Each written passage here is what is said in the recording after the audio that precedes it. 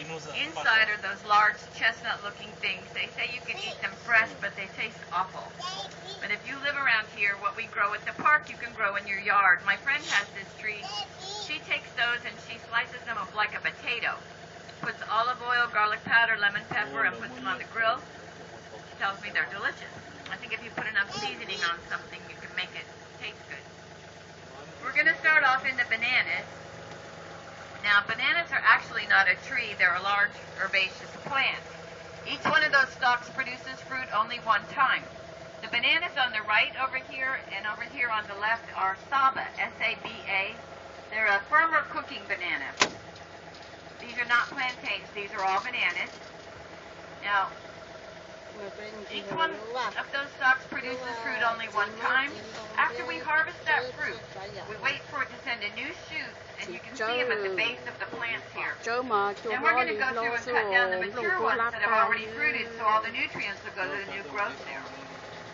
Now, we are Miami-Dade County Park. We don't sell any plants or trees or fruit here, but we like to promote the local businesses. If anyone's interested in buying any of the trees, now during festivals they are going to be selling, like this weekend, they will be selling fruits and trees and plants and everything here, but on a normal basis we don't.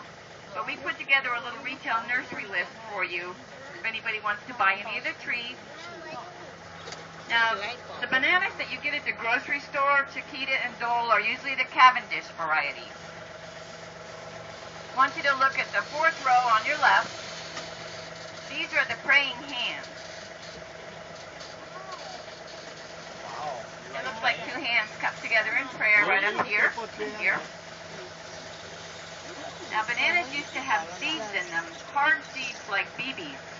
Through hybriding now, all you see is that little speck inside. I'm going to take the fork to the left here. The Boy Scouts donated their material and time and built this structure for us.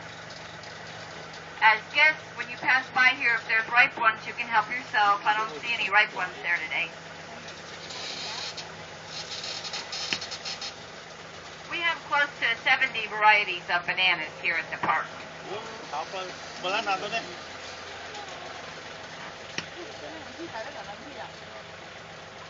can see them everywhere. The biggest one I think we have is a Hawaiian banana called the huamora. It's really big. The littlest one is the 1,000 finger. It's the smallest, sweetest banana. Okay, I want you all to look up at the coconut palms on your right. This is what your coconuts look like in their natural form. What you get at the grocery store, that brown hairy part has had the husk removed. This is what they look like naturally. Now, I want you to look at this shrub on the right. They're on the right and left at both sides. These are from Brazil. They're called jaboticaba. See the little green flowers on the bark there? Every one of those will turn into a fruit. It'll look like hundreds of dark purple grapes all along the bark of that. It's amazing. I had to write that name down and carry it around in my truck for a month before I could remember jaboticaba. It's crazy.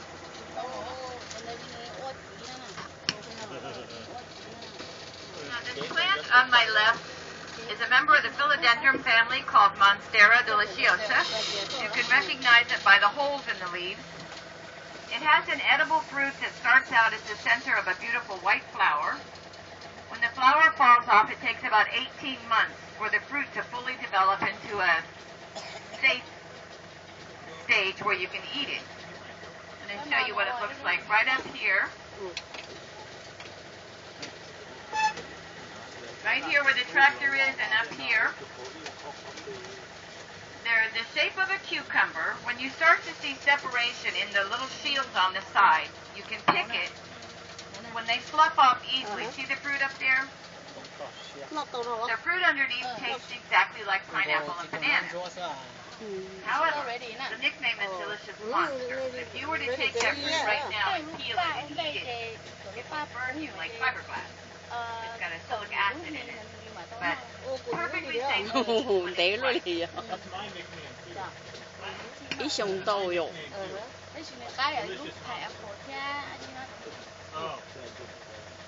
This other tree you see here with the real soft leaf and the little white flower is called the strawberry tree. It's also called Jamaican cherry. The fruit is a little red fruit that tastes like cotton candy. I love this, so I planted a tree at my house. Now I have 5 trees. See this here? This is a root sucker, and this is a root sucker.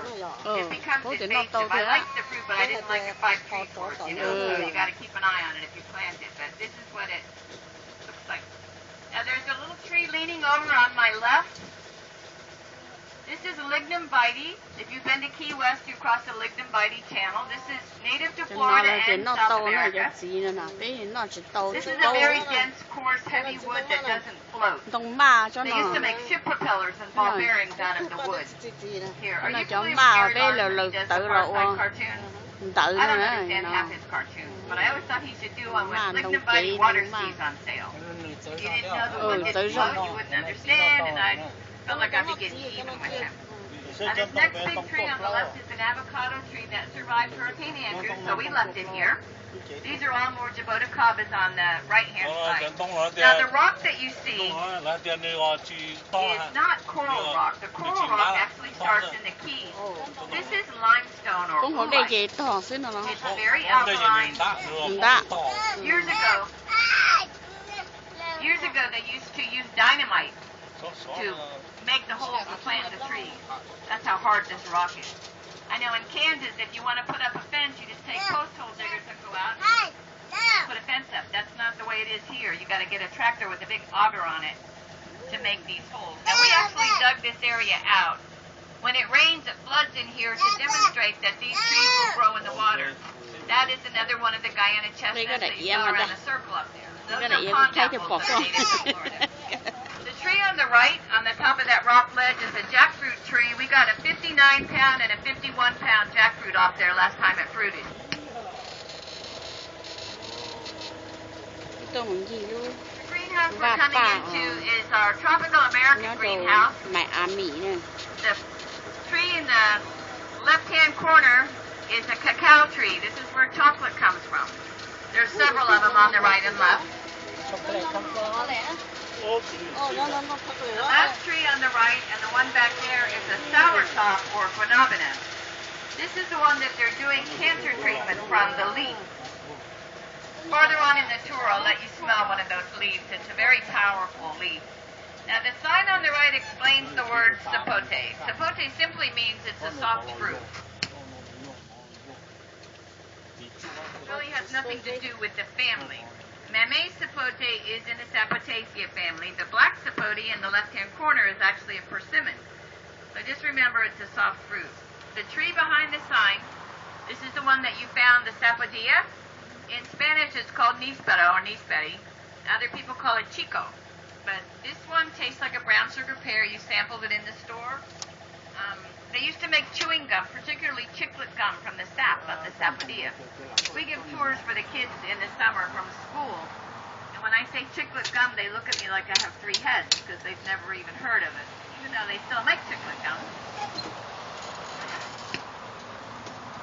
Today on the right side here with that fruit going all the way to the top, this is one fruit that will not continue to ripen off the tree.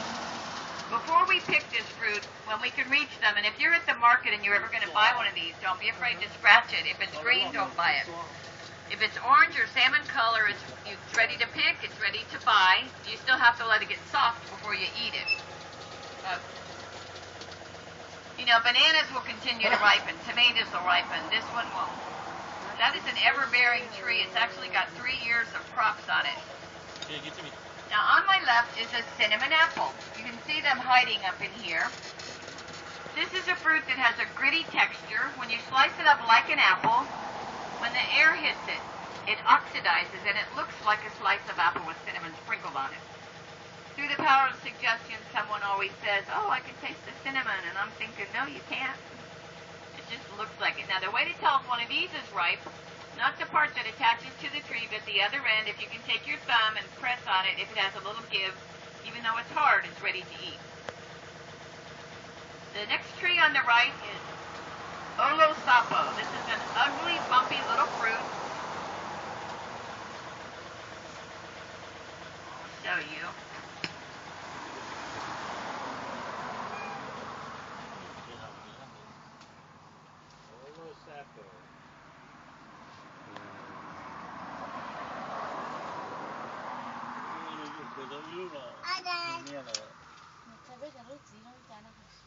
one's not quite ripe. I'll try to cut this up when we get it right. This tastes like butterscotch rum candy when it's ripe. It's really good. So we'll put these in.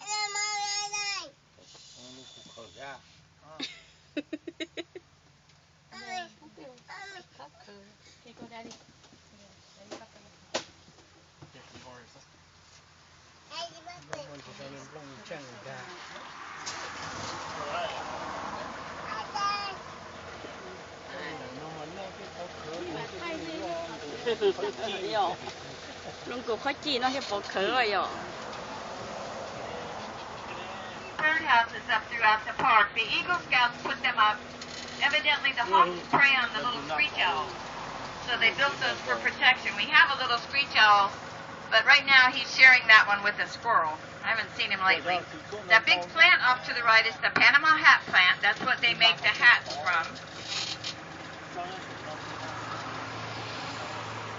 The tree we're going under right now is another type of sapote. This is the sun sapote. When it ripens, this one tastes like canned pumpkin.